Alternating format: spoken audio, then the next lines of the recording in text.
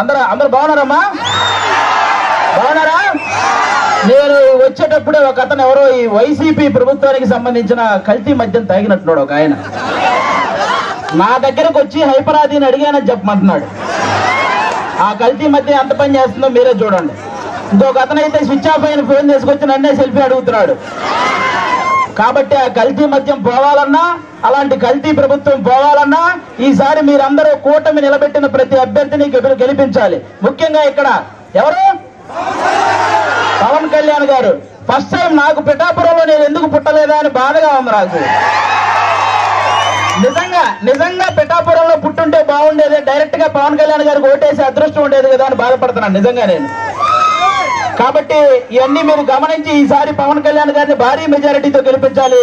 దానికోసం ఇక్కడ కృషి చేస్తున్న మన వర్మ గారికి, అలాగే బీజేపీకి సంబంధించిన కృష్ణరాజు గారికి, ఇద్దరికి కూడా చాలా పెద్ద థ్యాంక్ యూ. అందరూ వాళ్ళిద్దరికి ఒకసారి గట్టిగా క్లాప్స్ కొట్టాలి మీరంతా. వాళ్ళిద్దరి సపోర్ట్ లేకపోతే ఇక్కడ ఇంత జరగదు. అలాగే ఈ వైసీపీ ప్రభుత్వం మిమ్మల్ని ఏం చెప్పి ఓటు అడుగుతుంది? మీ ఇంట్లో మంచి జరిగితే ఓటేయమంటున్నారు, అవునా? అసలు వాళ్ళ ఇంట్లో మంచి జరగలేదని ఇద్దరు చెల్లెలు రోడ్డు మీద తిరుగుతున్నారు, అవునా కాదు? మరి వాళ్ళ ఇంట్లోనే మంచి జరగనప్పుడు మీ ఇంట్లో మంచి ఎలా చేస్తారు? అది ఒకటి మీరు గమనించాలి, అవునా? ఇంకోటి ఏమంటున్నారు? మేము పొద్దున బటన్ నొక్కితే ఆడవాళ్ళ అకౌంట్ లో 10,000 రూపాయలు పడుతున్నాయి అంటారు, అవునా? మరి సాయంత్రం మూతిప్పితే మగవాళ్ళ అకౌంట్ లో 30,000 పోతున్నాయి. మరి వాటి సంగతి ఏంటి?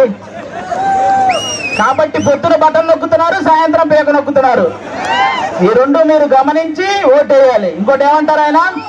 ఫ్యాన్ ఇంట్లో ఉండాలి, సైకిల్ బయట ఉండాలి, గ్లాసు సింక్ లో ఉండాలి అన్నారు, అవునా? కానీ ఫ్యాన్ ఎంతలో ఉండాలి? 4లోనో 5లోనో ఉండాలి, అవునా కాదా? మీరే తెలియక లాస్ట్ టైం 151లో పెట్టారు, అందుకే కరెంటు బిల్లులు ఎక్కువైనాయి. కాబట్టి ఆ 151లో ఉన్న ఫ్యాన్ రెగ్యులేటర్ తగ్గించి మీరంతా 4లోనో 5లోనో పెట్టాలి ఈసారి. అప్పుడే మనందరం హ్యాపీగా ఉంటాం, అవునా కాదా? ఇంకోటి ఏమంటారు ఆయన? మేము సింగిల్ గా వస్తున్నాం, మీరంతా కలిసి వస్తున్నారు అంటున్నారు, అవునా? మన ఇంట్లో ఒక దొంగ పడితే ఏం చేస్తామమ్మా మనం? ఒక 3-4 కలిసి తరిమి కొడతామా లేదా? మరి రాష్ట్రంలో ఇంతమంది గజ దొంగలు పడితే మరి తరిమి కొట్టాలా లేదా అమ్మా మనందరం? మరి కలవాలా లేదా? చెడుని చంపడానికి ఎప్పుడూ మంచి కలిసే వస్తుంది, అవునా కాదా?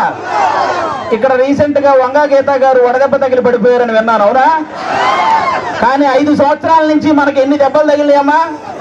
వడదెబ్బల కంటే పెద్ద దెబ్బలు తగిలినాయి. మీరు ఆలోచించాలి, ఈ రాబోయే 10 రోజుల్లో 151 మందికి ఎక్కడొకక్కడ వడదెబ్బ తగిలి పడిపోతూనే ఉంటారు. ఆ డ్రామాలు నమ్మకండి, ఎందుకంటే ఆ డ్రామాలకు మా శ్రీదేవి డ్రామా కంపెనీలో కూడా ఇన్ని డ్రామాలు చూడాలి.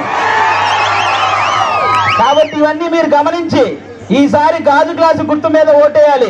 వన్స్ బూత్ లోకి వెళ్ళిన తర్వాత 2 గాజు గ్లాసు మీద గుర్తితే ఫ్యాన్ ఎగిరిపోవాలి, అవునా? ఇది గుర్తు పెట్టుకుని అందరూ ఓటేయాలని కోరుకుంటున్నాం. జై జనసేన, జై టీడీపీ, జై బీజేపీ. అలాగే